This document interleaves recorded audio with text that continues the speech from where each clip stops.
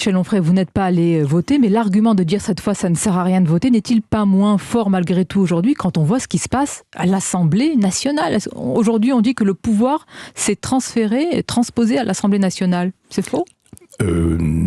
Si vous n'avez pas la majorité, c'est évident que c'est un problème. C'est-à-dire, si normalement le chef de l'État a sa majorité, on peut avoir un régime présidentiel. Si le chef de l'État n'a pas sa majorité, pour le coup, on revient à la 4e République. Mais la 5e République n'aurait pas permis que le chef de l'État puisse avoir un défaut de majorité, parce qu'il aurait fallu, soit pour rester gaulliste, que Macron démissionne lui-même, remette en jeu son mandat, soit qu'il change complètement le chef de l'État, le chef du gouvernement, en disant, bon ben voilà, Madame Borne me présente cette démission, et bien sûr, je l'accepte, et je fais un gouvernement qui est en relation avec ce que le peuple me fait savoir avec les urnes. Donc, je nomme Marine Le Pen Premier ministre. Ça me paraît évident. En le disant, vous savez que c'est impossible. Ben bien sûr que c'est possible. Ce sont ce que les institutions exigent. Ce que les institutions demandent, ça veut dire que si c'est impossible, si vous me dites que c'est impossible, ça veut dire qu'on a avalisé le fait que nous n'étions plus en démocratie.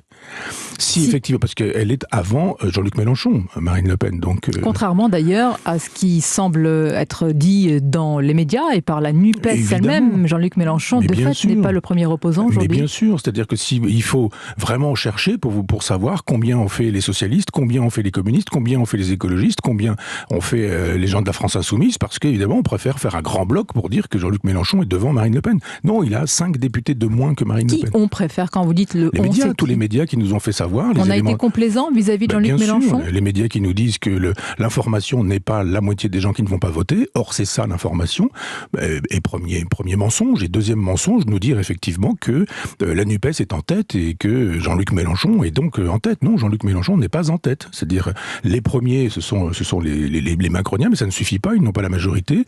Les premiers opposants, ça n'est pas Jean-Luc Mélenchon, qui se fait photographier sur les marches de l'Assemblée nationale alors qu'il n'est même pas élu député. C'est quand même assez sidérant, avec tous ces gens qui dansent, je sais pas quoi, la lambada, en estimant que c'est formidable de danser le zouk avant d'entrer... Pourquoi cela vous a choqué? Précisons l'image. Il s'agit d'une des députées, d'ailleurs, non, pas une, tout le monde s'est mis à danser. Avec elle, il s'agit de Rachel Keke, cette femme de chambre non, aujourd'hui. Non, c'est pas elle seulement. Je veux dire, il y a plein de gens qui faisaient... Autour d'elle, effectivement. 2 ou 3 personnes qui estimaient qu'effectivement, c'est comme ça qu'il fallait... Ça vous choque? Pour vous, entrer à l'Assemblée, ça doit être empreint de gravité, de responsabilité. Le mot choqué n'est pas le bon. Exagéré. Il y a des choses qu'on fait, des choses qu'on ne fait pas. Voilà, c'est tout. Ça me paraît manquer de décence. Il y a une représentation nationale. Tous ces gens, on a vu Garrido, la Corbière dont on parle ces temps-ci. Enfin, tous ces gens qui dansent en estimant que c'est la meilleure façon de. Je crois pas que la meilleure façon d'honorer sa présence à l'Assemblée nationale ce soit ça. C'est plutôt la dignité, être véritablement républicain, représenter vraiment les gens, arrêter de parler de la France à tout bout de champ quand on ne parle que de soi, en disant attention, intérêt national alors qu'il n'y a que des intérêts privés particuliers.